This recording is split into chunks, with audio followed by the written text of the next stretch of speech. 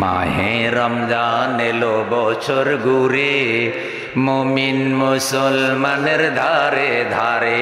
আল্লাহ, এক বছর পরে আকাশে নতুন চাঁদ উঠেছে, আমরা বড়ই খুশি। আমরা তোমার কাছে শুকরিয়া আদায় করি। আল্লাহ, মাহে রমজানের উসিলায় তুমি আমাদের পাপগুলো ধুয়ে মুছে সাফ করে দাও, আমাদেরকে বেগুনা বানাইয়া তোমার জান্নাতি বান্দাদের খাতায় আমাদের নাম লিখে নিও। আল্লাহ রাব্বুল আলামিন বলেন, ইয়া আইয়ুহাল্লাযীনা আমানু কুতিবা আলাইকুমুস সিয়ামু কামা কুতিবা আলাল্লাযীনা মিন ক্বাবলিকুম লাআল্লাকুম তাত্তাকুন। ওহে ঈমানদার বান্দারা, কুতিবা আলাইকুমুস সিয়াম, আমি আল্লাহ তোমাদের জন্য রোজাকে ফরজ করে দিয়েছি।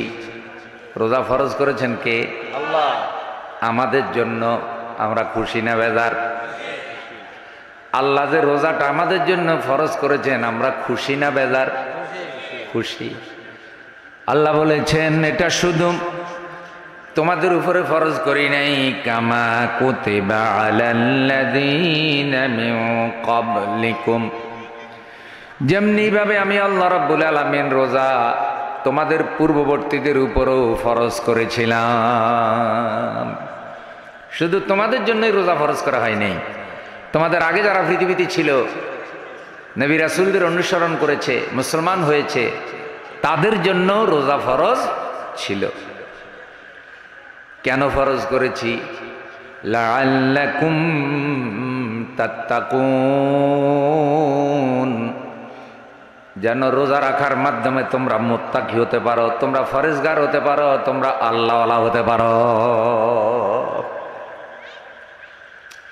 মাইক লাগানো হয়েছে, বক্তার কথাগুলিকে বড় করে আপনাদের কানে পৌঁছায় দেবে।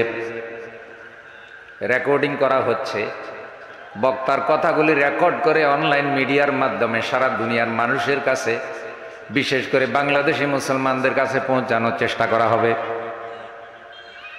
লাইভ করা হচ্ছে, যেন অনলাইন যারা ব্যবহার করে তারাও যেন এই আলোচনাটা শুনতে পারে। তাহলে প্রত্যেকটা কাজের একটা উদ্দেশ্য আছে না নাই? মসজিদ বানানো হয়েছে, জুমার সালাত হবে, 5 ওয়াক্ত নামাজের আজান হবে, লোকেরা দলে দলে সেখানে গিয়ে জামাতে নামাজ পড়বে। নামাজের আগে অজু করা লাগে, এই জন্য অজুখানা রাখা হয়েছে। অজুর আগে পাক পবিত্রতা লাগে, হয়তো কারো হাজত হতে পারে, পেশাব পায়খানার প্রয়োজন হতে পারে, সেই জন্য টয়লেট বাথরুম আছে। টয়লেট বাথরুম, পেশাবখানা, অজুখানা, সব কিছুর মূল উদ্দেশ্য হলো মসজিদে নামাজ আদায় করা, কারণ পবিত্রতা ছাড়া নামাজ হয় না। তাহলে সব কিছুর একটা উদ্দেশ্য আছে না নাই? রোজা ফরজ করার উদ্দেশ্য কি? সারাদিন আমরা উপাস থাকবো, না খেয়ে থাকবো, শুধু এই উদ্দেশ্যে রোজা ফরজ করা হয় নাই। আমরা না খেয়ে থাকলে আল্লাহর কোনো লাভ নাই, আমাদের কষ্ট হলে আল্লাহর কোনো লাভ নাই। আল্লাহ বলছেন, রোজা আমি এই জন্য ফরজ করেছি, লিখে দিয়েছি তোমাদের জন্য, লিখে দেওয়া। কুতিবা আলাইকুমুস সিয়াম, তোমাদের জন্য লিখে দিয়েছি। জায়গা জমি যদি বিক্রয় হয় তখন লিখে দেয়নি? লিখে দেয়। লিখে দেওয়া মানেই হলো মালিকানা পরিবর্তন করে দেওয়া, দলিল করে দেওয়া। এটা হলো জাগতিক রেজিস্ট্রির ক্ষেত্রে এটা এই জন্য করা হয়। কিন্তু আল্লাহ যখন কুতিবা লিখে দেওয়া শব্দ ব্যবহার করেন, তখন তার দ্বারা বোঝানো হয় ফরজ করে দেওয়া, মানে আল্লাহ যেটা লিখে দেন সেটা ফরজ। আজ ফরজ অস্বীকার করলে কাফের হয়ে যায়, কোনো কারণে ফরজ করতে না পারলে, আমল করতে না পারলে কবিরা গুনাহগার হয়। তাহলে রোজাটা কার আইন? কে ফরজ করেছে? ফরজ করে আল্লাহ বলছেন, আমি এই কারণে ফরজ করেছি, লাআল্লাকুম তাত্তাকুন, যেন তোমরা মুত্তাকি হতে পারো। কি হতে পারো? মুত্তাকি। মুত্তাকি মানে কি? ফরজগারি অবলম্বন করা, আল্লাহকে ভয় করা, খাশিয়াতুল্লাহি ফিস সিররি ওয়াল আলানিয়া, গোপনে এবং প্রকাশ্যে যেন তোমরা আল্লাহকে ভয় করতে পারো। প্রকাশ্যে যখন থাকবে আল্লাহরে ভয় করবে, কোনো পাপ করবে না, অন্যায় করবে না, অবিচার করবে না, সন্ত্রাস করবে না, চাঁদাবাজি করবে না, কারণ ভয় করবে আল্লাহকে। গোপনেও তোমরা আল্লাহর আইন অমান্য করবে না, কেউ না দেখুক, তোমারে দেখেন আল্লাহ। সুতরাং গোপনে প্রকাশ্যে সর্বাবস্থায় আল্লাহর ভয় অন্তরে রাখার নাম হইল তাকওয়া। যার ভিতরে তাকওয়া থাকবে সে কখনো আল্লাহর হুকুমের বাহিরে জিন্দেগি চালাবে না। তাহলে রোজা ফরজ করার উদ্দেশ্য হলো তাকওয়া অবলম্বন করা, মুত্তাকি হওয়া। আর মুত্তাকি হওয়া মানে গোপনে প্রকাশ্যে সব ক্ষেত্রে ভয় করা কাকে?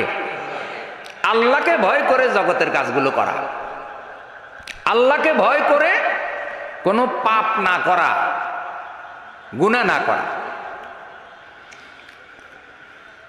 ওমর রাদিয়াল্লাহু তাআলা আনহু হযরত উবাই ইবনে কাব রাদিয়াল্লাহু তাআলা আনহুর নিকটে এ তাকওয়ার ব্যাখ্যা সম্পর্কে জানতে চাইলেন। একজন আরেকজনের কাছে জানতে চাইলে কোনো অসুবিধা নেই, এটা ভালো। ওমর রাদিয়াল্লাহু তাআলা আনহু জানতে চাইলেন হযরত উবাই ইবনে কাব রাদিয়াল্লাহু তাআলা আনহুর নিকট। তিনি একটা উদাহরণ দিয়ে তাকওয়াটা বুঝিয়ে দিলেন। উদাহরণটা কিরকম? যে আপনি যদি কোনো কাঁটাযুক্ত রাস্তা দিয়ে চলেন, এমন একটা রাস্তা দিয়ে চলতেছেন চতুর্দিকে কাঁটা, চতুর্দিকে কি, আপনি এমন সাবধানে চলবেন যেন আপনার গায়ে, আপনার কাপড়ে, আপনার শরীরে, আপনার পায়ে কোনো কাঁটা না লাগে। বুঝা যায়নি ভাই? আমার কথা বুঝা যায়? এমন একটা কণ্টকাকীর্ণ পথ, এত সাবধানে চলবেন যেন একটা কাঁটাও আপনার গায়ে না লাগে। এটা হলো তাকওয়ার উদাহরণ। যে সমাজে পাপ আছে, সন্ত্রাস আছে, গুনাহ আছে, ঘুষ আছে, সুদ আছে, মিথ্যা কথা আছে, বেপরদা আছে, কিন্তু আপনি এমন সাবধানে আপনি আমল করবেন, জীবন চালাবেন, আপনার শরীরের মধ্যে কোনো গুনাহ লাগবে না।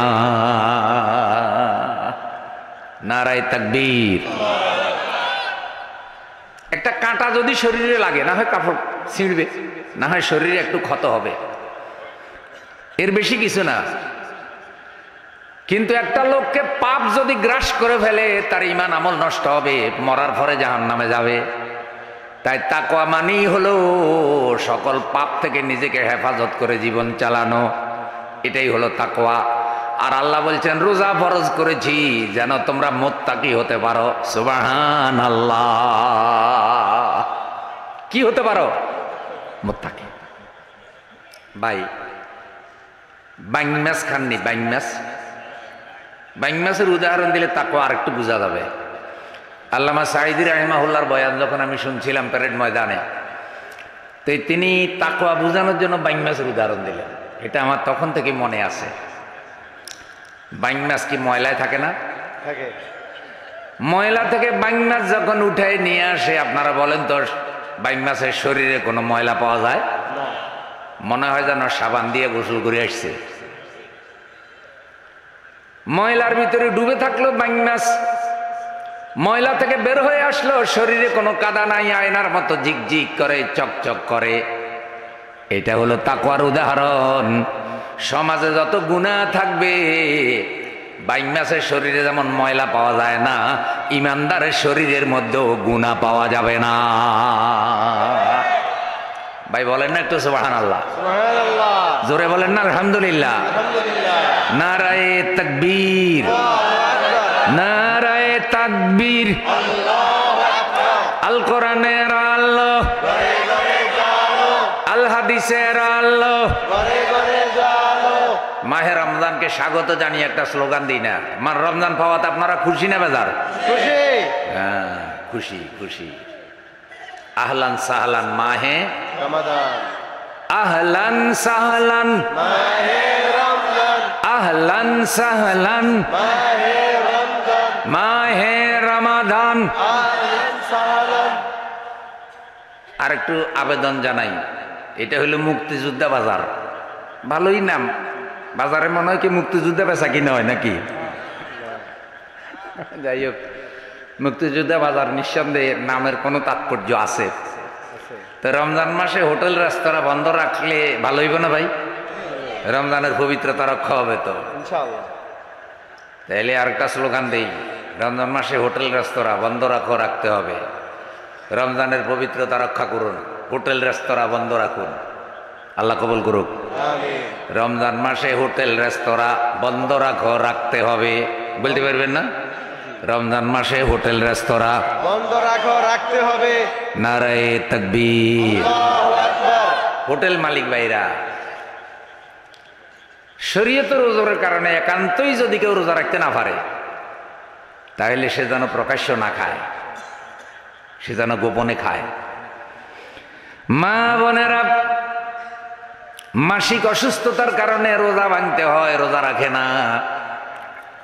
কিন্তু রোজাদারের সুরতে যদি থাকে, সে রোজা রাখে নাই কিন্তু অথচ রোজাদারের সুরতে আছে, দেখলে মনে হয় রোজাদার, মানে কারো সামনে প্রকাশ্য কিছুই খায় না। আল্লাহ তাকে নফল সওয়াব দান করবে। রোজাদারের সুরতে থাকা। আর আমাকে কিছু লোক আছে রোজা রাখে না তো রাখে না, আরো এমন ভাবে বাজারে বিড়ি টানে যেন আবু জেহেল ছোট ভাই, খুব আদরি করে বিড়ি টানে। ভাই ভাই, এটা করবেন না, মাহে রমজানের সাথে বেয়াদবি করবেন না, করবেন না।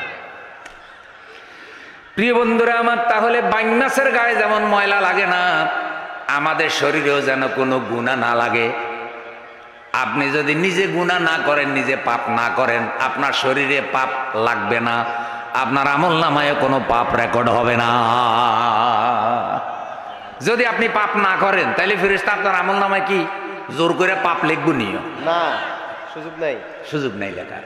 ফেরেশতারা কারোর উপরে জুলুম করে না। তাহলে এটা হইল তাকওয়ার উদাহরণ। কাঁটাযুক্ত পথে চলবেন, সাবধানে, শরীরে কাপড়ে যেন কাঁটা না লাগে। বাইন্যাস যেভাবে ময়লায় থাকে, আপনি যে সমাজে বাস করেন সেই সমাজেও গুনাহ আছে, পাপ আছে, অনেক রকমের পাপ আছে। আপনি সতর্ক সাবধান থাকবেন, আপনার দ্বারা যেন কোনো পাপ সংগঠিত না হয়। এই প্রশিক্ষণ দেওয়ার জন্য আল্লাহ পাক রমজান মাস আপনাকে আমাকে দান করেছেন। সুবহানাল্লাহ। এ রোজাটা কার দান? আল্লাহর। মাহে রমজান এলো বছর ঘুরে, মুমিন মুসলমানের ধারে ধারে। মাহে রমজান এলো বছর ঘুরে, মুমিন মুসলমানের ধারে ধারে। আল্লাহ, এক বছর পরে আকাশে নতুন চাঁদ উঠেছে, আমরা বড়ই খুশি। আমরা তোমার কাছে শুকরিয়া আদায় করি। আল্লাহ, মাহে রমজানের উসিলায় তুমি আমাদের পাপগুলো ধুয়ে মুছে সাফ করে দাও, আমাদেরকে বেগুনা বানাইয়া তোমার জান্নাতি বান্দাদের খাতায় আমাদের নাম লিখে নিও। গুনাহ মাফের এত উত্তম সময় আর পাওয়া যাবে না। মাহে রমজান গুনাহ মাফের সর্বশ্রেষ্ঠ সময়। প্রিয় ভাইয়েরা আমার, দ্বিতীয় হিজরি সনে রোজার মাসে আল্লাহ তাআলা রমজান রোজা রাখা ফরজ করলেন। তার আগে রাসূল সাল্লাল্লাহু আলাইহি সাল্লাম তার সাহাবীদেরকে মাসে 3 দিন রোজা রাখার নির্দেশ দিয়েছিলেন। সবাই রোজা রাখতো, এটা ওয়াজিব ছিল। কিন্তু কোরআনে যখন আল্লাহ তাআলা রোজার বিধান নাজিল করলেন, ওই 3 দিন নফল হয়ে যায়, ওটা রহিত হয়ে যায়। এই রোজা এমন এক গুরুত্বপূর্ণ ইবাদত, এমন এক মর্যাদা সম্পন্ন ইবাদত। রাসূল সাল্লাল্লাহু আলাইহি সাল্লাম বলেন, মান সামা ইয়াওমান ফি সাবিলিল্লাহ, যে আল্লাহর রাস্তায় আল্লাহর সন্তুষ্টির জন্য একটা রোজা রাখলো। কয়টা? একটা রোজা রাখলো। বারাদাল্লাহু ওয়াজহাহু আনিন নার 70 খারিফান, জাহান্নাম একটা রোজার ফজিলতে তার থেকে 70 বছরের দূরত্বে চলে যাবে। এক রোজায় 70 বছরের দূরে চলে যাবে জাহান্নাম। আল্লাহু আকবার। এটা বড় ফজিলতের কথা না? তাহলে 30 রোজা অবস্থা কি হবে? রাসূল সাল্লাল্লাহু আলাইহি সাল্লাম বলেন, রমজান মাস এমন একটা ফজিলতের মাস, মান তাকাররাবা ফীহি বিখাসলাতিন মিনাল খায়রি কানা কামান আদ্দা ফরিদাতান ফীমা সিওয়া। রমজান মাসে যে একটা নফল আমল করবে, অন্য মাসে একটা ফরজ আমলের সওয়াব যেন আল্লাহ তারে দিয়ে দেয়।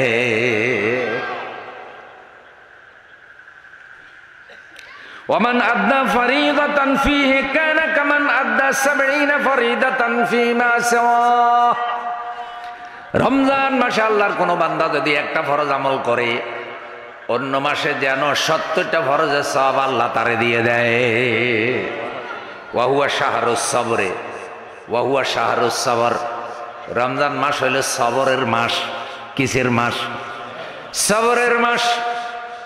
সুবে সাদেক থেকে সূর্যাস্ত যাওয়া পর্যন্ত খাবার দাবার পানাহার থেকে বিরত থাকা, হালাল স্ত্রীর সাথে শারীরিক সম্পর্ক থেকে বিরত থাকা, কামনা বাসনা কামরিপুর চাহিদা থেকে নিজেকে বিরত রাখার নাম হইল রোজা। আর সবর ছাড়া, ধৈর্য ছাড়া কখনো রোজা রাখা যায় না। রোজা রাখার জন্য কঠিন ধৈর্যের দরকার। 16 ঘন্টা 17 ঘন্টা রোজা রাখা, এটা কি সহজ কথা? হ্যাঁ, যারা আল্লাহকে ভয় করে, আল্লাহর সন্তুষ্টি কামনা করে, তাদের জন্য রোজা রাখা মোটেও কঠিন নয়। ওয়া হুয়া শাহরুস সবর। রমাদান হইল সবরের মাস। ওয়াস-সাবরু সাওয়াবুহুল জান্নাত। আর সবরের পুরস্কার হইল আল্লাহর জান্নাত। সুবহানাল্লাহ। সবরের পুরস্কার কি? জান্নাত। শাহরুল মুআসাত ওয়া হুয়া শাহরুল মুআসাত ওয়া শাহরুল মুআসাত ওয়া শাহরুল মুআসাত। রমজান হইল সহমর্মিতার মাস, ভালোবাসার মাস। নাকি হিংসার মাস, মারামারির মাস, মিথ্যা কথার মাস, জিনিসপত্রের দাম বাড়াইয়া দেওয়ার মাস, সারা বছরের ব্যবসা রমজানে করিয়া লওয়ার মাস? ভালোবাসার মাস, সহমর্মিতার মাস। সহমর্মিতা কিভাবে? বন্ধু, আপনি যখন ইফতার করবেন, আরেকজন রোজাদারকে আপনি আপনার ইফতারির মধ্যে অংশীদার করবেন। আপনি যখন রোজা রাখবেন, রোজা রাখলে বান্দা ইফতার করে কি করে না? তো আপনি আপনার ইফতারের মধ্যে আরেকজনকে অংশীদার করবেন। আমার দয়াল নবী বলেছে, তুমি যদি আরেকজনকে তোমার রোজার মধ্যে অংশীদার করো, ইফতারের মধ্যে অংশীদার করো, আল্লাহ তোমাকে তার রোজা রাখার সমপরিমাণ সওয়াব দান করবে, অথচ তোমার রোজায় সওয়াব কমবে না। ধরেন আপনি এই ভাইকে ইফতার করালেন, রমজান মাসে ইফতার করালেন ভালোবাসা, উনি আপনার এখানে ইফতার খাইলে আল্লাহ তাআলা আপনাকে রোজার ডবল সওয়াব দান করবে। কিন্তু উনি যে খেলো, ওনার রোজার সওয়াবে কোনো কমতি হবে না। এই কথাটা কেন বলছে? কারণ কিছু কৃপণ মানুষ আছে যে আমি ওর ওখানে ইফতারি খামো না, ওরে ডাবল সওয়াব দিমও না। এরকম কিছু আছে না? এই জন্য রাসূল সাল্লাল্লাহু আলাইহি ওয়াসাল্লাম এটাও ফাঁক মেরে দিয়েছে যে তোমার সওয়াবে কোনো কমতি হবে না। এটা ভালোবাসা না? এই জন্য দেখবেন রমজান মাসে যখন ইফতারি তৈরি হয়, কোনো আপনজন, কোনো বন্ধু বান্ধব, কোনো পাড়া প্রতিবেশী, এমনকি অপরিচিত মুসলমান হইলেও মুসলমান ডেকে ডেকে বলে, ভাই আপনি ইফতার করেন, ইফতার করেন, আপনি একটু পানি খান, একটু শরবত খান, একটু খেজুর খান।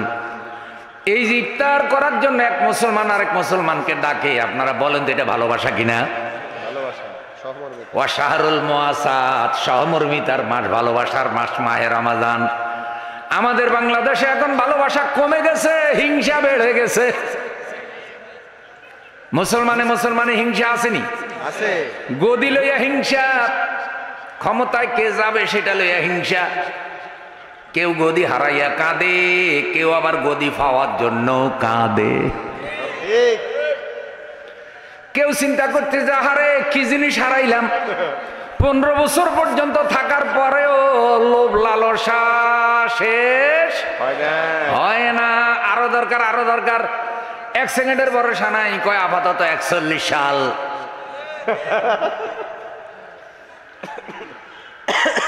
টার্গেট করে কি করে না? মানুষের চাহিদার তো কোনো শেষ নাই।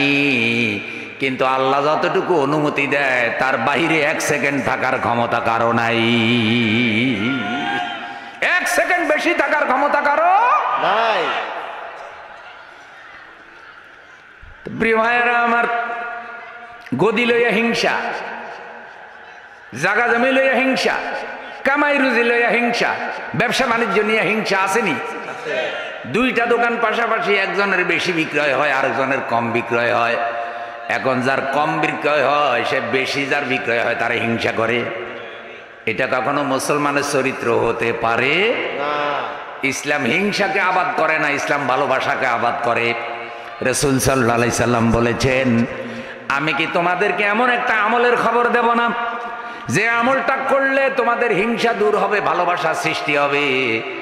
সাহাবীরা বললেন, হুজুর আপনি তো এমন আমলের কথা বলবেন। হুজুর বললেন, আফসুস সালাম বাইনাকুম, তোমরা একে অপরকে বেশি বেশি সালাম দাও, সালাম বিতরণ করো। সালামের মাধ্যমে হিংসা দূর হয়ে যাবে, ভালোবাসা সৃষ্টি হবে। মুক্তিযোদ্ধা বাজারের ভাইয়েরা, সবাই সবাইকে সালাম দেব তো ইনশাআল্লাহ। সালাম এমন একটা আমল, বড়রাও ছোটকে দিতে পারে, ছোটরাও বড়কে দিতে পারে। রাসূল সাল্লাল্লাহু আলাইহি সাল্লাম ছোট ছোট বাচ্চাদেরকে সালাম দিতেন। সালাম দিলে হিংসা দূর হয়। আচ্ছা বলেন, জীবন চালাইতে গেলে, সংসার চালাইতে গেলে কিছু কথা কাটাকাটি হয়নি? হইলে এক মুসলমানের সাথে আরেক মুসলমানের সম্পর্ক যদি খারাপ থাকে সর্বোচ্চ 3 দিন, এই 3 দিনের মধ্যে আল্লাহ রসুল বলছে যে আগে সালাম দেয়, আগে কথা বলে, তার মর্যাদা আল্লাহর কাছে বেশি। আমাদের লোকেরা মনে করে আমি আগে কথা বললে আমার মর্যাদা কমে যাবে, আবার কথা বলতে গেলেও কথা কয় না, কয় হ্যাঁ আমার কি পজিশন কমে গেছে নাকি, আমি কেন আগে কথা কব? এগুলো আছে না? আছে। হ্যাঁ আমি সেরা। রসুল বলছে যে আগে কথা বলে তার মর্যাদা বেশি। সুবহানাল্লাহ বলেন। সুবহানাল্লাহ। তাহলে মুসলমানে কি হিংসা থাকবে না ভালোবাসা? ভালোবাসা। সবাইকে বলতে হবে কি থাকবে? ভালোবাসা। আর রমজান মাসে ভালোবাসা আরো বৃদ্ধি হয়, হিংসা দূর হয়। আল্লাহ তোমার জন্য, তোমার নবীর জন্য ভালোবাসা বাড়াইয়া দাও। আল্লাহ রসুল বলছে কিছু মানুষ যদি আল্লাহ এবং রসুলকে ভালোবাসে এক জায়গায় বসে, একসাথে উঠা বসা করে, একসাথে চালচলন করে, তাদের এই ভালোবাসা, তাদের এই বন্ধুত্ব কেবলমাত্র আল্লাহর জন্য হয়। হাসরের দিন ওই মানুষগুলোকে ভালোবাসা আল্লাহর জন্য ওয়াজিব হয়ে যায়। নারায়ে তাকবীর। তাহলে রমজান মাস ভালোবাসার মাস।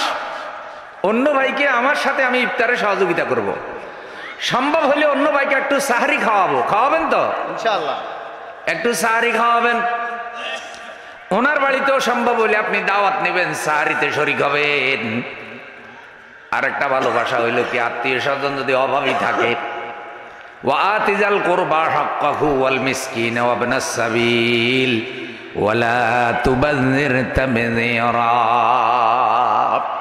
আল্লাহ বলছেন ওয়া আতিজাল কুরবা হাক্কাহু, তোমরা আত্মীয় স্বজন পাড়া প্রতিবেশীর হক আদায় করে দাও, মিসকিনের হক আদায় করে দাও। শুনতেছেন ভাই? জি। আত্মীয় স্বজন আসেনি? আছে। আত্মীয় স্বজন এক বর্ণনায় এমন বলা হয়েছে, আল্লাহ তাআলা আত্মীয়তাকে আরশের নিচে ঝুলাই দিয়েছেন, আত্মীয়তাকে। এরপরে ফেরেশতা বলে দিয়েছে যারা জান্নাতে আসতে চায় তারা যেন আত্মীয়তার সম্পর্ক ঠিক রাখে, যারা জান্নাত থেকে বঞ্চিত হতে চায় তারা যেন আত্মীয়তার সম্পর্ক কর্তন করে। তাহলে নামাজ রোজা যেমন আল্লাহর ইবাদত, আল্লাহ এগুলা করলে খুশি হয়, তেমনি আত্মীয় স্বজনের হক আদায় করা, আত্মীয় স্বজনের সাথে ভালো সম্পর্ক রাখা, এটাও আল্লাহর ইবাদত। এটা করলে আল্লাহ খুশি হয় এবং এই উসিলে আল্লাহ জান্নাত দান করে। সুবহানাল্লাহ। রমজান মাসে যদি গরিব আত্মীয় স্বজন থাকে তাদেরকে একটু হাদিয়া তোফা দিবেন। কালকেই তো ইনশাআল্লাহ তারাবি হতে পারে, সম্ভব হলে আগামীকাল 1000 টাকা দিয়ে এই মুক্তিযোদ্ধা বাজার থেকে একটা প্যাকেট করলেন, 5 কেজি চাল, 1 কেজি চিনি, 1 লিটার সয়াবিন তেল, 1 কেজি আলু, 1 কেজি পেঁয়াজ, 1 কেজি মুসুরির ডাল, এইভাবে একটা প্যাকেট বানাইয়া সবগুলো একসাথে প্যাকেট করে আপনি নিজে হাতে করে তার ঘরে পৌঁছায় দেন। আল্লাহ খুশি হইলে আপনি জান্নাতে চলে যেতে পারবে। শাহরুল মুআসাত, ভালোবাসার মাস। হক আদায় করো। হাদিসে এসেছে হাসরের দিন আল্লাহ বলবেন, বান্দা আমি ক্ষুধার্ত ছিলাম, তুমি আমাকে খাওয়াও নাই। আমি তৃষ্ণার্ত ছিলাম, তুমি আমাকে পান করাও নাই। আমি অসুস্থ ছিলাম, তুমি আমার সেবা করো নাই। বান্দা বলবে, আল্লাহ আপনার কখন ক্ষুধা লাগলো, আপনার কখন তৃষ্ণা লাগলো, আর আপনি কখন অসুস্থ ছিলেন? অথচ আল্লাহকে তো ক্ষুধা তৃষ্ণা অসুস্থতা স্পর্শ করে না।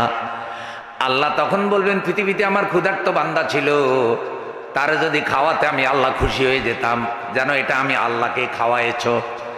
পৃথিবীতে অসুস্থ বান্দা ছিল, তার যদি সেবা করতে, এটা যেন আমাকে সেবা করা হয়ে যেত। পৃথিবীতে তৃষ্ণার্ত বান্দা ছিল, তার যদি তৃষ্ণা মিটাতে আমি আল্লাহ তোমার উপরে খুশি হয়ে যেতাম। আমার ওই বান্দাগুলির মধ্যেই তুমি আমি আল্লাহকে পেতে। মাহে রমাজান হলো এই ধরনের সেবা করার উত্তম মাস, উত্তম সুযোগ। আল্লাহ মাহে রমজান আমাদেরকে মানব সেবার মধ্যে কাটানোর তৌফিক দান করুন। প্রিয় মায়েরা আমার, তাহলে ভালোবাসার মাস, সহমর্মিতার মাস মাহে রমাদান।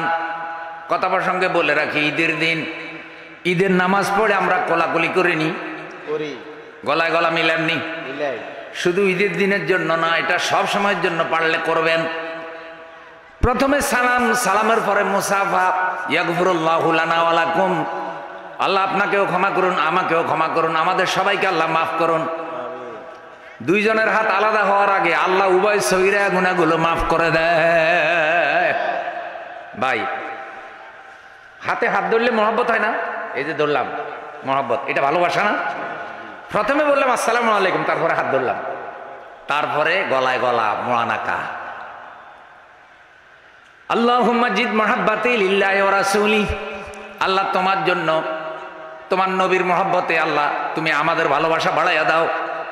সাহাবায়ে কেরাম একে অপরকে যে কারণে ভালোবেসেছে, সাহাবীরা তোমার নবীকে যে কারণে ভালোবেসেছে, ইমানদাররা তোমার যে কারণে ভালোবাসে, অতীতের আল্লাহ তোমার নিকটতম নেককার বান্দারা তোমার যে কারণে ভালোবেসেছে, আমাদের পারস্পরিক ভালোবাসা সেই কারণে বাড়াইয়া দাও। এখন ঈদের দিন কোলাকুলি করলেন, আল্লাহর কাছে ভালোবাসা চাইলেন, একসাথে নামাজ পড়লেন। ঈদের নামাজ থেকে বাইর হইয়া একে অপরকে শত্রুতা করে, একে অপরের জায়গা দখল করে, আছে না নাই? একে অপরের বিরুদ্ধে মিথ্যা মামলা দেয়, আছে না নাই? একে অপরের বিরুদ্ধে গীবত শিকায়াত করে, আছে। তাহলে তো মাহে রমজানের শিক্ষা কোনো কাজে লাগলো না। ঠিক। তাহলে আল্লাহ আমাদের হিংসা দূর করো, ভালোবাসা সৃষ্টি করো, বলেন আমিন। এবার রাসূল সাল্লাল্লাহু আলাইহি সাল্লাম বলছেন, আমার উম্মতকে আল্লাহ তাআলা 5টা নেয়ামত দিছে।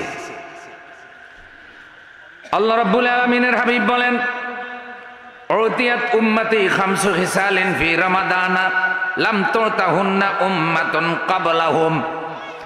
রমাদানের মধ্যে আল্লাহ আমার উম্মতকে 5টা নেয়ামত দিয়েছে, যা অতীতের কোন নবীর উম্মতেরা পায় নাই। কয়টা? কয়টা? 5টা। 1 নম্বর, খালুফু ফামিস সাইমিয়াতি ইনদাল্লাহি মির রিহিল মিস্ক। আমার যে উম্মত রোজা রাখে, রোজা রাখার কারণে তার মুখের মধ্যে যে সেন্ট তৈরি হয়, গন্ধ তৈরি হয়, এটা আল্লাহর নিকটে মেশকাম্বরের সুগন্ধের থেকেও দামি। সুবহানাল্লাহ। মনে রাখবেন, দাঁত পরিষ্কার না করার কারণে, মেসওয়াক না করার কারণে দুর্গন্ধ হয়, ব্যাপারটা এটা না। আপনি দাঁত পরিষ্কার রাখবেন, মুখ পরিষ্কার রাখবেন, তারপরও সারাদিন খাবার দাবার না খাওয়ার কারণে, পানাহার না করার কারণে মুখে হালকা কোনো একটা সেন্ট তৈরি হতে পারে না? হয়, একটা সেন্ট তৈরি হয়।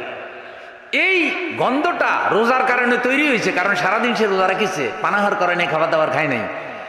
এই গন্ধটা যদি আল্লাহর কাছে মেশকাম্বরের গন্ধ থেকে দামি হয়, সুগন্ধ থেকেও মর্যাদা সম্পন্ন হয়, তাহলে রোজাদারের মর্যাদা আল্লাহর কাছে আরো কত বেশি। সুবহানাল্লাহ। 2 নম্বর, রাসূল সাল্লাল্লাহু আলাইহি সাল্লাম বলেন, ওয়াস্তাগফিরু লাহুল হাইতানু হাত্তা ইফতিরু।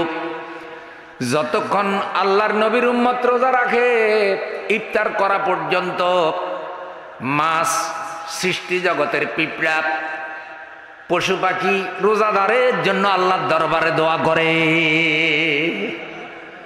সৃষ্টি জগতের প্রাণী ওই রোজাদার উম্মতের জন্য আল্লাহর কাছে দোয়া করে। 3 নম্বর, ওয়ায়ুযায়্যিনুল্লাহু আযজা ওয়া জাল্লা কুল্লা ইয়াউমিন জান্নাতাহু। আমার রোজাদার উম্মতের জন্য আল্লাহ তাআলা প্রতিদিন জান্নাতটাকে নতুন সাজে সজ্জিত করে। জান্নাত কে সাজায়? আল্লাহর থেকে উত্তম সাজা আর কেউ সাজাইতে পারবে? পারবে না বন্ধু। রোজাদারের জন্য আল্লাহ সাজায় জান্নাত। এরপরে 4 নম্বর হলো ওয়াতুসফাদু ফীহি মারাদাতুশ শায়াতিন। রমজান মাসে শয়তান যেন রোজাদারদেরকে ধোঁকা দিতে না পারে, এ কারণে আল্লাহ জিন শয়তানকে শৃঙ্খলিত করে ফেলে। শয়তান আপনাদের মুক্তিযোদ্ধা বাজারে আছে না মরে গেছে? ভাই আপনাদের মন খারাপ নি কোনো? শয়তান মুক্তিযোদ্ধা বাজারে আছে না মরে গেছে? শয়তান যেহেতু আছে, রমজান মাসে আল্লাহ তো শয়তানকে আটকায় ফেলে, শৃঙ্খলিত করে। তো রমজান মাসে আবার শয়তানি করে কারা? শয়তান 2 প্রকার, একটা মানুষ শয়তান, একটা জিন শয়তান। আল্লাহ রমজান মাসে জিন শয়তান আটকায় ফেলে, মানুষ শয়তান তো আল্লাহ ওইভাবে জিনজির দিয়ে আটকায় না। মানুষ শয়তান গুলো জিন শয়তানের থেকেও মারাত্মক ভাবে শয়তানি চালায়, রমজান মাসেও চালায়। রমজান মাসে যত শয়তানি হয়, এ সব শয়তানি কি জিন শয়তানে করে না মানুষ শয়তানে? মানুষ শয়তানে করে। হ্যাঁ, সূরা নাসের ভিতর আমরা আল্লাহর কাছে যে আশ্রয় চাই, প্রতিদিন আমরা প্রার্থনা করি, কুল আউযু বিরাব্বিন নাস মালিকিন নাস ইলাহিন নাস আল্লাযী ইউওয়াসওয়িসু ফী সুদুরিন নাস মিনাল জিন্নাতি ওয়ান নাস। কুল, নবী বলে দেন, আউযু বিরাব্বিন নাস, আমি আশ্রয় চাই মানুষের রবের নিকট, মালিকিন নাস, মানুষের মালিকের নিকট, ইলাহিন নাস, মানুষের ইলাহের নিকট। রব, মালিক, ইলাহ কে? আল্লাহ। আরো জোরে, আল্লাহ। আল্লাহ আমার রব, এই রবি আমার সব। আল্লাহ আমার রব, এই রবি আমার সব। দমে দমে তনু মনে তারি অনুভব। দমে দমে তনু মনে সব সময় আমরা যেন আল্লাহকে মনে রাখতে পারি। আল্লাহ, আরামে থাকি আর কষ্টে থাকি, সুখে থাকি আর দুঃখে থাকি, আমরা যেন তোমার মতো রবকে কখনো ভুলে না যাই। আল্লাহ, জীবনের সকল ক্ষেত্রে তোমার মতো রবের আইন আমাদেরকে মানার তৌফিক দান করো। জোরে বলেন আমিন। প্রিয় মায়েরা আমার, তাহলে আল্লাহ তাআলা শিখাচ্ছেন মানুষের রব, মানুষের মালিক, মানুষের ইলাহের নিকট আশ্রয় চাও। ওই খান্নাস থেকে আশ্রয় চাও। খান্নাস ওয়াসওয়াসা দানকারী শক্তি শয়তান। আল্লাযী ইউওয়াসওয়িসু ফী সুদুরিন নাসি মিনাল জিন্নাতি ওয়ান নাস। যে ওয়াসওয়াসা দানকারী শক্তি মানুষের অন্তরে ওয়াসওয়াসা দেয়, খারাপ কাজের কামনা জাগ্রত করে, পাপের কামনা জাগ্রত করে, গুনার কামনা জাগ্রত করে, চাই সে মানুষ হোক অথবা জিন হোক। জিন শয়তান মানুষকে ধোঁকা দেয়, মানুষ শয়তানও ধোঁকা দেয়। মানুষ শয়তান কখনো বন্ধু হতে পারে, মানুষ শয়তান কখনো রাজনৈতিক দল হতে পারে, মানুষ শয়তান কখনো নেতা হতে পারে, মানুষ শয়তান কখনো প্রতিবেশী হতে পারে, মানুষ শয়তান কখনো সুদ হতে পারে, ঘুষ হতে পারে। শয়তান বিভিন্ন রূপ ধরে আপনার ঈমান নষ্ট করার চেষ্টা করবে। আল্লাহ এই মানুষরূপী শয়তান থেকে আমাদের ঈমান আমলকে হেফাজত করুন। বর্তমানে এমন অবস্থা হয়ে গেছে বন্ধু, জিন শয়তান থেকে বাঁচা সহজ, কিন্তু মানুষ শয়তান থেকে বাঁচা যেন জিন শয়তান থেকে বাঁচার থেকেও কঠিন হয়ে গেছে। মানুষ শয়তান এখন ভয়ঙ্কর আকার ধারণ করেছে, শক্তি প্রয়োগ করে শয়তানি করার জন্য। আল্লাহর কোরআনের আইনের বিরুদ্ধে কোটি কোটি মানুষকে আজকে কিছু মানুষ আল্লাহর বিরুদ্ধে নিয়ে যাচ্ছে। এরাও তো মানুষ শয়তান হইয়া যায়। দেখা যাচ্ছে সমীক্ষায় মানুষ শয়তানের প্রভাব এখন যেন পুরা সমাজকে গ্রাস করে ফেলেছে। ঠিক ভাই, কবরে হাসরে মিজানে ফুলসেরাতে কেউ আপনার কোনো কাজে আসবে না। সুতরাং কারো কথা শোনা যাবে না, শুনতে হবে কার কথা? কারো আইন মানা যাবে না, মানতে হবে কার আইন? এরপরে রসুল বলছে ওয়ায়ুগফারু লাহুম ফি আখিরি লাইলিহি, আর আল্লাহ রাব্বুল আলামিন শেষ রাত্রে আমার উম্মতের বিরাট সংকোচের গুনাহকে আল্লাহ মাফ করে দেয়। এ 5 বৈশিষ্ট্য রোজাদার বান্দার জন্য আল্লাহ রসুল বলেছেন। আল্লাহ এই 5টি নিয়ামত মুক্তিযোদ্ধা বাজারে আজকের মাহফিলে যারা আছে, আল্লাহ তুমি তাদের সবাইকে 5টি নিয়ামত মাহে রমজানের উসিলায় দান করো। জোরে বলেন আমিন। ও আমার বন্ধু, এবারে আসেন 2-1টা সতর্কতার কথা আমি বলি। রোজা রাখবেন, ইফতার করবেন, কিন্তু ইফতারের মধ্যে যেন বেশি অপচয় না। ইন্নাল মুবাযযিরিনা কানু ইখওয়ানাশ শায়াতিন ওয়া কানা শাইতানু লিরাব্বিহি কাফুরা। নিঃসন্দেহে অপচয়কারী শয়তানের ভাই। অপচয়কারী কার ভাই? আমরা কি শয়তানের ভাই হইতে চাই? আমরা শয়তানের ভাই হতে চাই না। তাহলে অপচয় করব না। যতটুকু খেতে পারবেন অতটুকু বানাবেন, যতটুকু খেতে পারবেন অতটুকু প্লেটে নেবেন। অধিক পরিমাণে খাবার দাবার বানাইয়া অপচয় করবেন না, যেন অধিক লোভ লালসা বুঝা না যায়। আমি আপনাদেরকে একটা হাদিস শুনাই বন্ধু। সাহাবীরা কত কষ্ট করেছেন, কত ত্যাগ কোরবানি করেছেন, যার কারণে আমরা ইসলাম পেয়েছি। মুসআব ইবনে উমাইর রাদিয়াল্লাহু তাআলা আনহু রাসূল সাল্লাল্লাহু আলাইহি সাল্লামের একজন সাহাবী। তিনি বড় শৌখিন ছিলেন, উত্তম চালচলন করতেন। মক্কার পরিচিত যুবক, একটা জামা কখনো 2 দিন পরতেন না, প্রতিদিন নতুন নতুন জামা পরতেন। রাস্তা দিয়ে যখন চলতেন উত্তম সুগন্ধি ব্যবহার করতেন, আভিজাত্যপূর্ণ চালচলন করতেন। ইসলাম যখন কবুল করলেন, তার টাকা পয়সা, তার সম্পদ আল্লাহর দ্বীনের পথে তিনি ব্যয় করলেন। করতে করতে একটা পর্যায়ে গিয়ে দেখা গেল তার গায়ে একটা জামা, ওই জামার মধ্যে অনেকগুলি তালি দেওয়া। জামার মধ্যে অনেকগুলি তালি দেওয়া মানে জামা ছিঁড়েছে, তিনি রিফু করেছেন, তালি দিয়ে পড়তেছে। তার এক বন্ধু বলল, মুসআব ইবনে উমাইর, তুমি মক্কার এমন যুবক, তুমি এমন যুবক, তোমার গায়ে যে জামা দেখতাম ইসলাম কবুল করার পর এখন দেখতেছি তোমার গায়ের মধ্যে তালি দেওয়া জামা।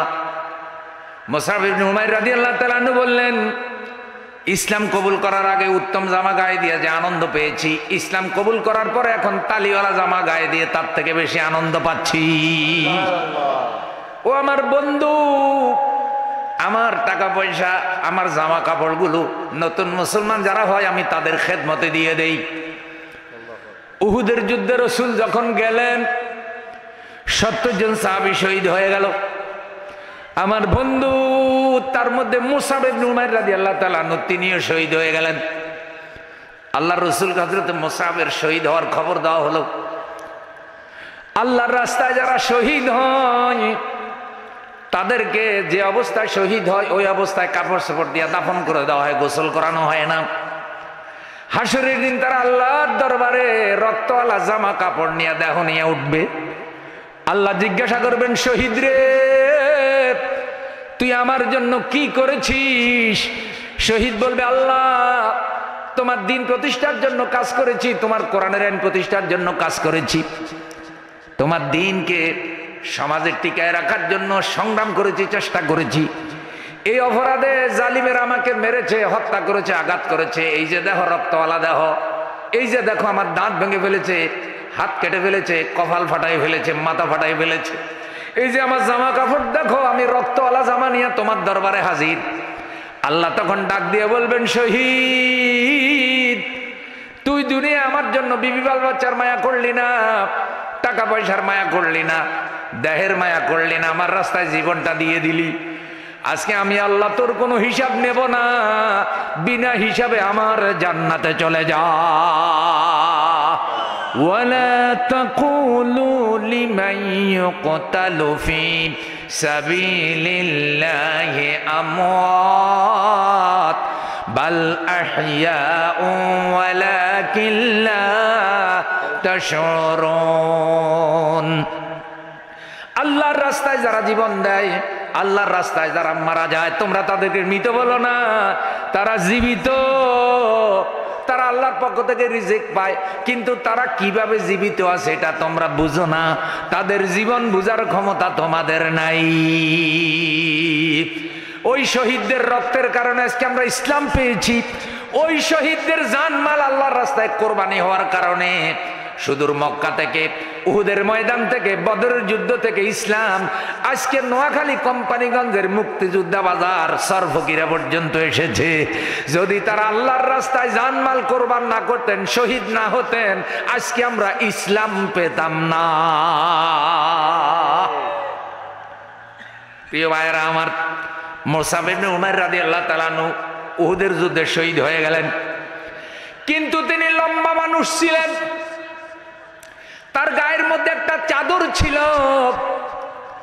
ওই যে কাফনের কাপড় তো বেশি পাওয়া যায় না, কারোর জন্য নতুন কাফন আনতে পারে নাই। রাসূল বলেছেন তার গায়ের মধ্যে যে চাদর আছে, চাদর দিয়ে তারে কাফন বানাইয়া দাও। কিন্তু তিনি লম্বা মানুষ, কাফন পরাইতে গেলে শরীর পুরাটা ঢাকা যায় না। মাথা ঢাকনা দিলে পা খালি হয়ে যায়, পা ঢাকনা দিলে মাথা খালি হয়ে যায়। সাহাবীরা রাসূলের কাছে পরামর্শ নিতে চাইলেন, হুজুর যেই চাদরটা তাকে কাফন পরানোর জন্য এনেছি, তার গায়ে আছে যেটা, ওইটা দিয়ে তার মাথা ঢাকনা দিলে পা খালি হয়ে যায়, পা ঢাকনা দিলে মাথা খালি হয়ে যায়, কেমনে তাকে কাফন পরাবো? রাসূল বলছে মাথার অংশটা চাদর দিয়া ঢাকনা দিয়া দাও, পায়ের অংশটা উহুদের ময়দানে একটা ঘাস পাওয়া যায় যার নাম হলো ইস্কির, ইস্কির নামক ঘাস দিয়া পায়ের অংশটা ঢাকনা দিয়া দাও। উপরের অংশে চাদর, পায়ের অংশে একটা কাফনের কাপড় নাই, ইস্কির নামক ঘাস। ওই ঘাস দিয়া কাফন পরাইয়া তাকে দাফন করে দেওয়া হয়েছে। হাদিসটা এত গুরুত্বপূর্ণ, সেই বুখারীতে হাদিসটা এসেছে। হাদিসের ভাষাটা হলো এরকম, ইল্লা বুরদাতান ইজ গাত্তাইনা বিহা রাসাহু খারাজাত রিজলাহু ওয়া ইযা গাত্তাইনা রিজলাইহি খারাজা রাসাহু ফামারনা নবী সাল্লাল্লাহু আলাইহি ওয়াসাল্লাম আন নুগাত্তি রাসাহু ওয়া নাজআলা আলা রিজলাইহি মিনাল ইসখির ওয়া নাজআলা আলা রিজলাইহি মিনাল ইসখির। আমরা যেন ইসখির নামক ঘাস দিয়া তার পা ঢাকনা দিয়ে দেই। এখন আপনারা লক্ষ্য করেন ইসলাম আমরা কিভাবে পেলাম। ওই সাহাবী এমন কোরবানি করলেন, কাফনের কাপড় নিয়ে পর্যন্ত কবরে যেতে পারলেন না। তাদের জানমাল কোরবানির বিনিময়ে আমরা ইসলাম পেয়েছি। রমজান মাসে আপনি এত পদের খাবার নিয়ে বসলেন, অথচ মুসাব ইবনে উমাইর রাদিয়াল্লাহু তাআলা আনহু কাফনের কাপড় নিয়ে পর্যন্ত কবরে যেতে পারলেন না। আপনার জন্য এটা নিষেধ নয়, আপনি এটা খেতে পারেন, আপনি এটা বাজার করতে পারেন, কারণ আপনার সম্পদ আছে, টাকা পয়সা আছে, কৃপণতা করবেন না। কিন্তু অনুরোধ করে অপচয় করবেন না, আত্মীয় স্বজনকে ঠকাবেন না, পাড়া প্রতিবেশীকে ঠকাবেন না, গরিব মিসকিনকে ঠকাবেন না। তাই ইফতারিতে অপচয় কাম্য নয়। পরিমিত পরিমাণে যেটা দরকার সেই ইফতারি রেডি করবেন, সেই ইফতারি আপনি আহার করবেন। আল্লাহ তৌফিক দান করুক, একটু জোরে বলেন আমিন। খারাপ লাগে না তো কোনো? না। এবার শুনেন কি দিয়ে ইফতার করবেন। ইদা আফতার আহাদুকুম ফালইফতির আলা তামারিন ফাইন্নাহু বারাকা। রাসূল বলছেন তোমাদের কেউ যদি ইফতার করে সে যেন খেজুর দিয়ে ইফতার করে, কারণ খেজুরের মধ্যে আল্লাহ বারাকা রেখেছে। তাহলে ইফতারিতে কি খাবেন? খেজুর। খেজুর খাবেন। এখন কেউ ভালো খেজুর খাবে, কেউ খারাপ খেজুর খাবে, কম দামি, খারাপ মানে কম দামি। যার যতটুকু সামর্থ্য আছে অতটুকু দিয়েই সে কিনবে। যত ইফতারি করেন সাথে একটা কি খাইয়েন? খেজুর খাইয়েন। যদি টাকা পয়সা না থাকে যে হুজুর এই দুর্মূল্যের বাজারে খেজুর কেনার সামর্থ্য তো আমাদের নাই, আল্লাহ রসুল বলছে ফাইল্লাম ইয়াজিদ তামারান ফালমাউ ফাইন্নাহু তাহুর। তাহলে এক গ্লাস পানি দিয়ে ইফতার করো, কেননা পানি হলো পবিত্র। সুবহানাল্লাহ। ওযু করি পানি দিয়া, গোসল করি পানি দিয়া। আল্লাহ রসুল বলছে এক গ্লাস পানি দিয়ে ইফতার করো, পানি হলো পবিত্র। খেজুরের কথা বলা আছে, পানির কথা বলা আছে। হাদিসে কোথাও বেশি পরিমাণে ডাইনিং টেবিলে 17-18 পদের ইফতারি রাখবেন এই কথা বলা হয় নাই। সামর্থ্য থাকলে একটু বেশি খাবেন, এটা নিষেধ নাই, কিন্তু অপচয় যেন না হয়। অনেক সময় ধনী মানুষগুলো ইফতারির নামে এত অপচয় করে, ওই অপচয়ের মালামাল দিয়ে একটা পরিবার 1 মাস চলতে পারে। ভাই, ইফতার মাহফিল করবেন, অসুবিধা নাই, মসজিদে মসজিদে ইফতারও পারলে দেবেন, কিন্তু ইফতার মাহফিলের মধ্যে যেন এই জিনিসটা খেয়াল রাখবেন, যেন অপচয় যেন না হয়। আমি কথা কি বুঝাইতে পারলাম? মা বোনদের কাছে আমার একটা অনুরোধ, রমজান মাসে আপনাদের পরিশ্রম কিছু বাড়বে, ভাইদের কাছে অনুরোধ, মা বোনদেরকে একটু সহযোগিতা করবেন। মা বোনেরা ইফতারি পাকায়নি, কথা কর না, আমরা তো খালি গিয়া খাই, কিন্তু মা বোনেরা কষ্ট করে ইফতারি রান্না বান্না না করলে, পাকাইলে তো, না পাকাইলে তো খানা পাইতেন না। এই জন্য কোরআন শরীফ পড়বেন, নামাজ পড়বেন, আসর পড়ে জিকির আজগার করবেন, সম্ভব হলে আপনার স্ত্রীকে, মা বোনদেরকে রান্না বান্নার কাজে রমজান মাসে একটু সাহায্য সহযোগিতাও করবেন। আল্লাহ তৌফিক দান করুন, আমিন। যদি সাহায্য সহযোগিতা করতে না পারেন, ব্যস্ত থাকেন, তাহলে অন্তত স্ত্রীর সাথে দুর্ব্যবহার করবেন না, খারাপ ব্যবহার করবেন না। বলবেন যে তুমি কষ্ট করে রান্না বান্না করতেছো, ইফতারি রাঁধতেছো, আল্লাহ তোমার উত্তম যাজা দান করুক, আমি তোমার উপর সন্তুষ্ট। তাহলে স্ত্রী খুশি হবে, কাজ কাম আরো ভালো করে করবে। কিন্তু অনেক সময় পুরুষেরা কাজ কামে সহযোগিতাও করে না, আবার স্ত্রীর উপরে অন্যায়ভাবে জুলুম করে, মারপিট করে, জুলুম করে, আছে না? না, এটা করিয়েন না সাইয়েদ, স্ত্রী নির্যাতন করিয়েন না।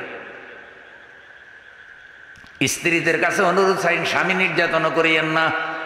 অনেক সময় স্ত্রীরা স্বামী নির্যাতনও করেনি, স্বামী 2-1টা থাপ্পড় দিলে পুরা সর্বক্রিয়া হইয়া যায়। স্ত্রী স্বামীরে বহু নির্যাতন করতেছে, শরমে স্বামী কারো কাছে কইতেও পারে না। বন্ধুর কাছে কইলেই কইবে যে কিরে তুই কেমন পুরুষ হয়েছিস, বরফি ডাকাস।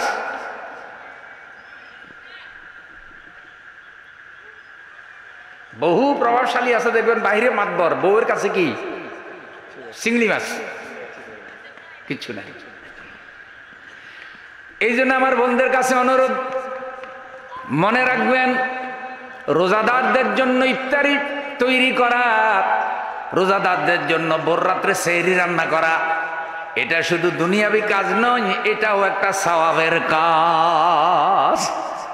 আল্লাহ রসুল সাল্লাল্লাহু আলাইহি সাল্লাম বলেছেন তোমরা সাহরি খাও, সাহরির মধ্যে বরকত আছে না নাই? সাহরির মধ্যে বরকত আছে, সাহরি খাও। এবার আপনারা বলেন তো, রান্না বান্না না করলে সাহরি খাবেন কই থেকে? তাহলে মা বোনদের সাহরি রান্না করাটাও সওয়াব কিনা? সওয়াব। এখন কোন মা বোন যেন এটা মনে না করে যে আরে আমি তো ইবাদত করতে পারতেছি না, আমি তো রান্না করে আমার শরীর জ্বালাইয়া ফেলতেছি। মাঝে মধ্যে রান্না করতে করতে যখন কষ্ট হয়, ঘরের মধ্যে কথা এগুলা কয়নি, কয় সোনার শরীর রান্নাঘরে ছাই কইরা ফালাইলাম। ও আমার বন্ধু, রান্নাঘরে শুধু সোনার শরীর ছাই হয় না, রান্নাঘরে আল্লাহরও পাওয়া যায়। আল্লাহ রসুলের স্ত্রীরাও সাংসারিক এই কাজগুলো করেছে, সাহাবীদের স্ত্রীরাও পরিবারের এই কাজগুলো করেছে। আল্লাহ পুরুষ সৃষ্টি করেছেন, নারী সৃষ্টি করেছেন। আল্লাহ দুইজনের 2টা দায়িত্ব দিয়েছেন। পুরুষ দেখবে পরিবারের বাহিরের দিক, নারী দেখবে পরিবারের ভিতরের দিক। রান্না বান্না করা, ঘর গোছানো, ঘরের ভিতরের কাজগুলো অনেক গুরুত্বপূর্ণ কাজ, এগুলো স্ত্রী করবে। আর বাহিরের আরো কাজ যেগুলো কঠিন কঠিন কাজ, এগুলো পুরুষ করবে। পুরুষ বাহিরের দিক দেখবে, স্ত্রী ভিতরের দিক দেখবে। 2টা মিলাই হলো সংসার, 2টা মিলাই হলো স্বামী স্ত্রীর দাম্পত্য জীবন। তাই রমজান মাসে মা বোনদের যদি বাড়তি পরিশ্রম হয়, আল্লাহ বেশি সওয়াবও দেবে। আর আপনাদের কাছে অনুরোধ, রান্নাঘরে গিয়ে স্ত্রীকে সহযোগিতা করবেন মাঝে মধ্যে সুযোগ পাইলে। আল্লাহ রসুল নিজে সহযোগিতা করছে, সুতরাং আমরাও যদি সুযোগ পাই সহযোগিতা করার দরকার আছে না নাই? আল্লাহ কবুল করুন। এটা ভালোবাসা। এটা কি ভালোবাসা? সহমর্মিতার মাস, সহমর্মিতার মাস, ভালোবাসার মাস। ইসলাম আমাদেরকে এগুলি শিখাইছে। মাহে রমজান আমাদেরকে এইসব তালিম দিচ্ছে। প্রিয় ভাইয়েরা আমার, এরপরে একটা হাদিস শুনেন, রসুল বলেছেন রোজাদারের জন্য 2টা খুশির সংবাদ। একটা হলে যখন ইফতার নিয়ে আসে বসে, কিছুক্ষণ পরে সে ইফতার করবে, মনে আনন্দ লাগে, একটু পরে রোজা ভাঙবো, ইফতার করব। ইফতারির সামনে আধা ঘন্টা আগে ও রোজা ভাঙ্গে না, কিছু খায় না, কারণ আল্লাহর হুকুম নাই। আবার সূর্য ডুবার সাথে সাথে 1 সেকেন্ডও দেরি করার কোনো দরকার নাই। মনে রাখবেন, মসজিদের আজানের জন্য অপেক্ষা করবেন না, আজানের সাথে ইফতারির সম্পর্ক নাই। ইফতারির সম্পর্ক সূর্য ডুবার সাথে। অনেক সময় মসজিদে আজান দিতে 1 মিনিট 2 মিনিট দেরি হওয়ার সম্ভাবনা আছে না নাই? তাই সূর্য ডুবে গেলে 1 সেকেন্ডও দেরি করবেন না, সন্দেহ করবেন না যে সূর্য ডুবলো কি ডুবলো না। ডুবার সাথে সাথে তাড়াতাড়ি ইফতার করে ফেলবেন, কারণ ইহুদিরাও রোজা রাখে, ইহুদিরা ইফতার করে দেরিতে। সূর্য ভালো করে ডুবে গেলে তারপরে তারা ইফতার করে, একেবারে যখন সূর্য অন্ধকার হয়ে যায়। এ কারণে ইহুদিদের বিরোধিতা করবেন। আল্লাহ রসুল বলছে সূর্য ডুবার সাথে সাথে তোমরা ইফতার করে ফেলো, 1 সেকেন্ডও সন্দেহ করে অপেক্ষা করার দরকার নাই। কথা বোঝা যায়? আজানের টাইমে হোক, আজানের আগেও আপনার ইফতার হতে পারে কি পারে না? আজান কোনো কারণে 1 মিনিট দেরি হয়েছে, 1 মিনিট আগে আপনার ইফতার হয়েছে, আপনার ভয় পাওয়ার কোনো কারণ নাই। কি আজানের আগে খাইলো কেন? আরে আজান তো হলো মসজিদের মুয়াজ্জিনে দেয়, মুয়াজ্জিন তো আজান ইফতার কইরাও কি হুজুরে আগে খায়, হুজুরে আগে খায়। ভাই আসল কথা ভাই কই দিছে, হুজুরে আগে খায়। তো যাই হোক, টাইমলি ইফতার করে ফেলবেন, আল্লাহ কবুল করুক। তাহলে ইফতার করলে একটু ভালো লাগেনি? খুশি লাগেনি? এটা হলো একটা খুশি, রোজাদারের জন্য এটা একটা খুশি। 16 ঘন্টা 17 ঘন্টা ইফতার করছে, রোজা রেখে ইফতার করছে। আমার বন্ধু আরেকটা খুশি হইল, ইফতারের সময় রোজাদারের দোয়া কবুল হয়। ইফতারি যখন রেডি হবে, সম্ভব হলে স্ত্রীকে নিয়ে, ছেলে মেয়েকে নিয়ে, পরিবারকে নিয়ে আল্লাহর কাছে দোয়া করবেন, আল্লাহ এ আমার সংসার, এ আমার স্ত্রী, এ আমার বাচ্চা কাছে, আমার মা, আমার বাবা, দাদা দাদি আজকে দুনিয়ায় নাই, শ্বশুর শাশুড়ি দুনিয়ায় নাই। হাত উঠে দোয়া করেন, হাত উঠে দোয়া করেন, আল্লাহ দোয়া কবুল করবে, আল্লাহর রহমত নাজিল হবে। ইফতারি যাই রান্না করেছেন না কেন, ওই ইফতারির মধ্যে আল্লাহ বরকত এবং ভালোবাসা দিয়ে দেবে। আমার ইফতারির মধ্যে একটা ভালোবাসা আছে না? সবাই মিলে একসাথে বসলে ইফতার করলে এখানে ভালোবাসা তৈরি হয়। আমরা অনেক সময় ছেলে মেয়ে নিয়ে ইফতার করতে পারি না। চেষ্টা করবেন স্ত্রী সন্তান আদি সবাই মিলে একসাথে ইফতার করতে। একসাথে ইফতার করলে কি হয়? ভালো লাগে, বরকত হয়, ইমানি জজবা সৃষ্টি হয়। আল্লাহর কাছে দোয়া করা এটা খুশি সংবাদ, আল্লাহ ওই সময় দোয়া কবুল করে। হে গুনাহ মাফকারী আল্লাহ, ইফতারি সামনে নিয়ে অপেক্ষা করতেছি, তুমি আমাদের পরিবারকে আল্লাহ মাফ করে দাও, আমাদের সবাইকে মাফ করে দাও। আল্লাহ মাফ করতে পারে কি পারে না? লা তাকনাতু মির রাহমাতিল্লাহ,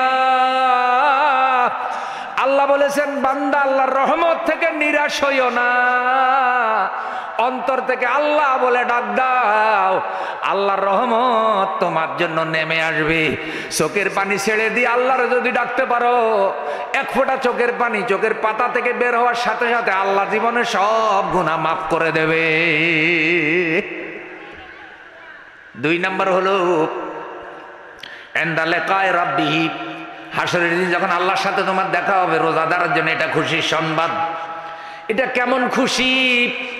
আল্লাহ রসুল বলছে, আমি রোজাদারকে হাদিসে কুদসি আল্লাহ বলেন প্রত্যেকটা নেক আমল 7 গুণ থেকে 700 গুণ পর্যন্ত আল্লাহ বাড়াইয়া দেন, আরো বেশি বাড়াইয়া দেন। কিন্তু রোজার ব্যাপারটা আলাদা। আল্লাহ বলেন রোজা আমার জন্য, আমি আল্লাহ নিজ হাতে রোজাদারকে পুরস্কার দেব। ভাই কে দেবে বলেন তো, কে দেবে? হে মুক্তিযোদ্ধা বাজারের ভাইয়েরা, আল্লাহর হাতে থেকে আমরা কি পুরস্কার নিতে চাই? তাহলে রোজা রাখা লাগবে। রোজা রোজা আল্লাহর পছন্দনীয় রোজা রাখা। মান সামা রমাদানা ঈমানান ওয়া ইহতিসাবান গুফিরা লাহু মা তাকাদ্দামা মিন যানবিহি, যেই ব্যক্তি ঈমান এবং ইহতিসাবের সাথে রোজা রাখবে, আল্লাহ তার জীবনের সব গুনাহ মাফ করে দেবে। ঈমানের সাথে ইহতিসাবের সাথে রোজা কি? ঈমানের সাথে ইহতিসাবের সাথে রোজা হইলো রোজা রাখবে, কিন্তু রোজার অসম্মান হয়, রোজা নষ্ট হয় এমন কোন কাজ রোজাদার করবে না। রোজার অসম্মান হয়, রোজা ক্ষতি হয়, রোজার অমর্যাদা হয় এমন কোন কাজ রোজাদার করবে না। এটা হলো ঈমানের ইহতিসাবের সাথে রোজা রাখা, যত্ন করে রোজা রাখা। তাহলে হাসরের দিন আল্লাহ নিজ হাতে রোজার পুরস্কার দেবে একটা। তা আল্লাহ যদি দেয়, আল্লাহকে অল্প দিবে না বেশি দিবে? এই পরিমাণ পুরস্কার আল্লাহ রোজাদারকে দেবে যেটার রোজাদার কল্পনাও করতে পারে না যে আল্লাহর পুরস্কারটা কত দামি হবে, কত বেশি হবে। আরেকটা ব্যাখ্যা হলো এরকম, আল্লাহর বান্দা আল্লাহর জন্য রোজা রাখবে, রোজার পুরস্কার হিসেবে আল্লাহ নিজেই রোজাদারের হয়ে যাবে। রোজার কারণে আল্লাহ তাআলা নিজেকেই রোজাদারের জন্য দিয়ে দেবে। আল্লাহ বলবে তুমি আমার জন্য রোজা রেখেছ, রোজার পুরস্কার হিসাবে আমি আল্লাহ তোমার হয়ে গেলাম। ভাই আল্লাহরে পাইলে আর কিছু লাগেনিও। আল্লাহ আল্লাহ জপ মন জপ, আল্লাহ আল্লাহ আল্লাহ আল্লাহ জপ মন জপ, আল্লাহ আল্লাহ। হৃদয় হবে ফুলে ফুলে নূরে উজালা, আল্লাহ আল্লাহ জপ মন জপ, আল্লাহ আল্লাহ। হে মালিক, হে আল্লাহ, গত রমজানে অনেক আপনজনকে হারাই ফেলেছি, এই রমজানে তার আর নাই।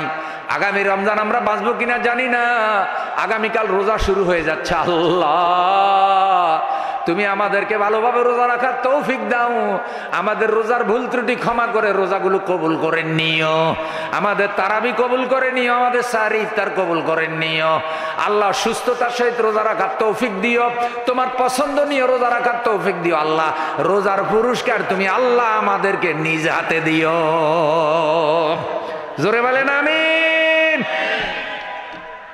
প্রিয় ভাইয়েরা আমার, এবার শেষ কথাটা আমি এভাবে বলতে চাই, রমজানে কোরআন নাজিল হয়েছে, কোরআনটা পড়বেন, কোরআন বুঝবেন, কোরআন আমল করবেন।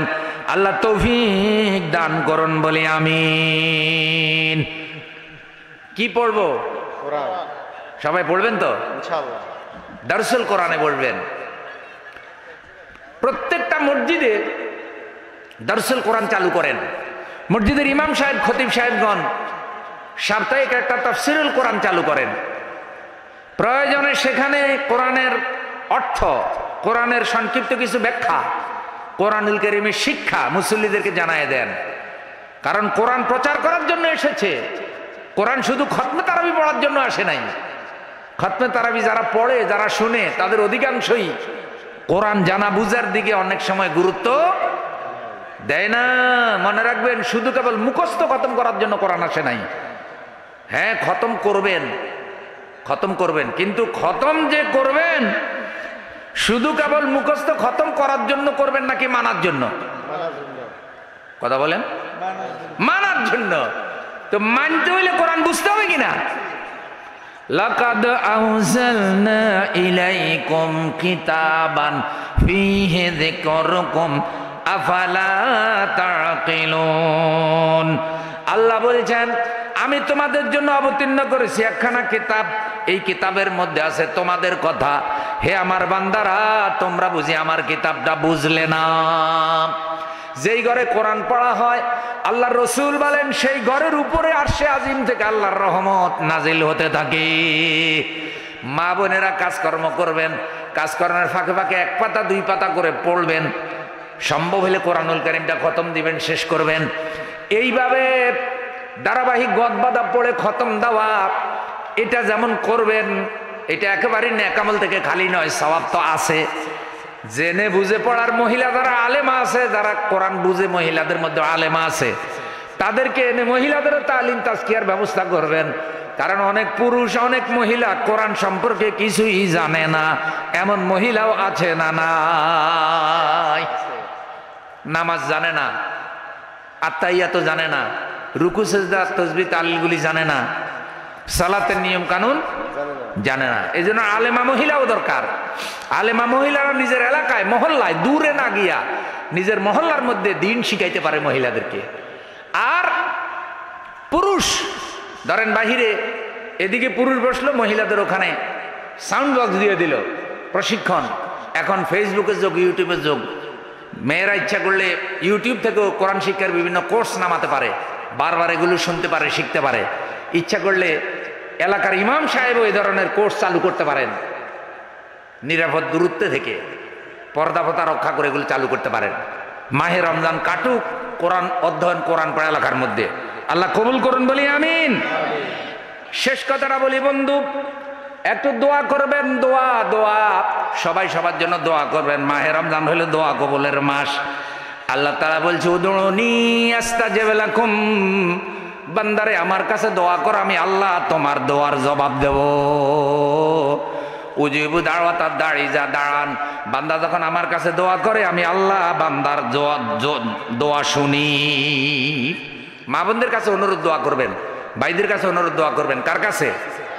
কোরআন পড়ে দোয়া করবেন, শেষ রাত্রে তাহাজ্জুদ পড়ে দোয়া করবেন, তারাবির নামাজের পরে একটু দোয়া করবেন, একা একই দোয়া করবেন, দুরূদ শরীফ পড়ে দোয়া করবেন, আমাদের জন্য দোয়া করবেন, দেশের জন্য দোয়া করবেন।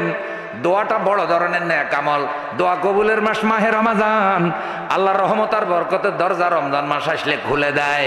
সুতরাং ডাকার মতো যদি ডাকতে পারি, মাহে রমজানের উসিলায় আল্লাহ আমাদের গুনাহ মাফ করে দেবে। আল্লাহ আমাদেরকে ক্ষমা করে দাও, একটু জোরে জোরে বলেন আমিন। রাসূল সাল্লাল্লাহু আলাইহি সাল্লাম কোনো একদিন মিনবারের মধ্যে পা রেখে বললেন আমিন। তো এই নামাজের পরে একজন জিজ্ঞাসা করলো, হুজুর আপনি আমিন কেন বলছেন? রাসূল বললেন যে রমজান মাস পেল, রমজান মাস পাওয়ার পর তাওবা করে ইস্তেগফার করে দোয়া করে গুনাহগুলো মাফ করাইতে পারলো না, জিবরাইল বলল সে ধ্বংস হয়ে যাক। আমি বললাম আমিন। কারণ রমজানের মতো এত ফজিলতপূর্ণ মাস, এত বরকতপূর্ণ মাস পাওয়ার পর সে যদি গুনাহ মাফ করাইতে না পারে, সে যেন ধ্বংস হয়। আমি আমিন বলছি। তাহলে যারা গুনাহ মাফ করাইতে পারে না, জিবরাইল তাদেরকে অভিশাপ দেয়, রাসূল তাদের ব্যাপারে আমিন বলে। আল্লাহ আমাদেরকে হতভাগা করিও না, মাহে রমজানের উসিলায় আল্লাহ আমাদের গুনাহ মাফ করাইয়া দিও, একটু জোরে জোরে বলেন আমিন। মাহে রমজান আমাদেরকে সৎ লোকের নেতৃত্ব প্রতিষ্ঠার প্রশিক্ষণ দেয়। ভবিষ্যতে আল্লাহ যদি তৌফিক দান করে, সমাজের নেতৃত্ব, স্কুলের নেতৃত্ব, মসজিদের নেতৃত্ব, মাদ্রাসার নেতৃত্ব ভালো লোকদেরকে দেবেন, ঠিক আছে? যারা অন্যায় করে না, অবিচার করে না, সুদ খায় না, ঘুষ খায় না, নামাজি, ফরেজগার, ন্যায় বিচার করে, চরিত্রবান, শিক্ষিত, আদর্শ লোকদেরকে মসজিদ, মাদ্রাসা, সমাজের বিভিন্ন বড় বড় পদে দিবেন। আর রাষ্ট্র পরিচালনার দায়িত্বে ভালো লোকদেরকে ভোট দিবেন। কথা কন না? সুদখোরের ভোট দিলে তো সুদখোর প্রতিষ্ঠিত হবে না। এখন যদি বলেন যে হুজুর দোয়া করেন যেন সুদখোরগুলো হেদায়েত হয়ে যায়, আর ভোট দিবার সময় সুদখোরের ভোট দিচ্ছেন, তাহলে হুজুরের দোয়া কাম হইব? তাহলে সুদখোরের, সাদাবাজকে, সন্ত্রাসীদেরকে ভোট দেওয়া যাবে? ভোট দিতে হবে তুলনামূলক ভালো লোক, আল্লাহওয়ালা লোকদেরকে। লোকেরা বলে আমার ভোট আমি দেব, যাকে খুশি তাকে দেব। না, আমার ভোট আমি দেব, সৎ যোগ্য মানুষ দেখে দেব। যাকে খুশি তাকে দেব মানে কি চোরের ভোট দিবেন নাকি? আপনার ভোট দেওয়ার স্বাধীনতা তো আপনার নাই। আপনার তো ভোট আমানত। তো ভোট যে আমানত, সে আমানত তো ভালো লোকেরা দিলে না আমানত রক্ষা হবে। কথা বলেন? চোর, দুর্নীতি বা চাঁদাবাজদেরকে ভোট দিলে ভোটের আমানত রক্ষা হবে না। তাহলে মাহে রমজান আমাদেরকে এই প্রশিক্ষণও দেয়, আমরা ভালো লোকদের নেতৃত্ব সমাজে, রাষ্ট্রে প্রতিষ্ঠিত করব। বলেন আমিন। আর ভালো লোক হলো কারা? যারা কোরআন হাদিস দিয়ে নিজেরা চলে, নিজেদের দল চালায়, নিজেদের নেতৃত্ব তৈরি করে কোরআন হাদিস দিয়া, মানুষকে ইসলামের দিকে ডাকে, জাতিকে জান্নাতের দিকে ডাকে। শুধু রাস্তাঘাটের উন্নতি হইলেই দেশ ভালো হয় না, শুধু টাকা পয়সার উন্নতি হইলেই একটা দেশ উন্নতি হয় না। আসল উন্নতি হইলে আমলে, চরিত্রে। যেই জাতি জান্নাতি জাতি হয় তারাই সত্যিকার উন্নত জাতি। সুতরাং আমরা একটা জান্নাতি বাংলাদেশ দেখতে চাই। আর জান্নাতি বাংলাদেশ দেখার জন্য কি লাগবে? আমরা একটা জান্নাতি সরফকিরা দেখতে চাই, আমরা একটা জান্নাতি মুক্তিযোদ্ধা বাজার দেখতে চাই। তো মুক্তিযোদ্ধা বাজারকে যদি জান্নাতের চরিত্রের আলোকে গঠন করা লাগে, তাহলে মুক্তিযোদ্ধা বাজার এবং এই এলাকায় যত মুসলমান, যত তরুণ, এই যে আমাদের তারুণ্যের আলো মানবিক সংগঠনে সবাইকে কোরআনের রঙে রঙিন হওয়ার দরকার আছে না নাই? মাশাআল্লাহ, আপনারা অনেক ভাইদেরকে রক্ত দিচ্ছে। তারুণ্যের আলো মানবিক সংগঠন মানব সেবা করছে, এটা অনেক বড় খেদমত। এটার মাধ্যমে আল্লাহ সন্তুষ্টি পাওয়া যায়। খেদমতুল খালক, মানুষের সেবা। অসুস্থকে রক্ত দেয়, অন্নহীনকে অন্ন দেয়, বস্ত্রহীনকে বস্ত্র দেয়, সমাজের অনেক ভালো কাজ করে এই তারুণ্যের আলো মানবিক সংগঠন। আল্লাহ যেন এটাকে কবুল করেন। রমজান মাসে এই ধরনের ভালো কাজ ব্যাপক হারে বাড়ায় দেবেন।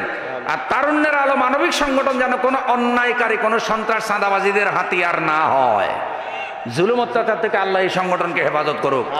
এই সংগঠন হোক পুরো এলাকার জন্য রহমতের ছায়া। এখানে অনেক তরুণ একসাথে হয়েছে। এখন তরুণরা সমাজ পরিবর্তনে ভূমিকা রাখে। তরুণরা যদি হযরত হাসান হুসাইনের মতো চরিত্রবান হয়, কোরআনের রঙে রঙিন হয়, এই আদর্শ তরুণদেরকে দিয়েই একটা আদর্শ বাংলাদেশ বিনির্মাণ করা সম্ভব। মুক্তিযোদ্ধা বাজারের তরুণদেরকে অনুরোধ করে আলোর দিশারি মানবিক সংগঠন করেছেন, পুরো এলাকাকে ন্যায় নীতি ইনসাফের এলাকা বানিয়ে দিন। কোরআনের মাহফিল করুন, কোরআনের দর্শ করুন, কোরআনের তফসির করুন, এলাকা ন্যায় বিচার প্রতিষ্ঠিত করুন। আল্লাহ সকলকে কবুল করুন, আমিন। আমার মা বোনদের কাছে আমার অনুরোধ, হজরতে আয়েশা, হজরতে ফাতেমার মতো জীবন গঠন করুন। আমিন। নামাজি হন, ফরজগার হন, আপনার ঘর হোক আপনার জান্নাতে যাওয়ার উসিলা, আপনার পরিবার পরিজনের সেবা হোক আপনার জান্নাতে যাওয়ার উসিলা। আর দায়িত্বশীলের কাছে অনুরোধ, মা বোনদের প্রতি যত্নবান হন, তারা যেন পরিবারে অন্যায় অবহেলার শিকার না হয়, খারাপ ব্যবহারের শিকার না হয়। আল্লাহ কোরআনের রঙে আমাদেরকে রঙিন করে দিন।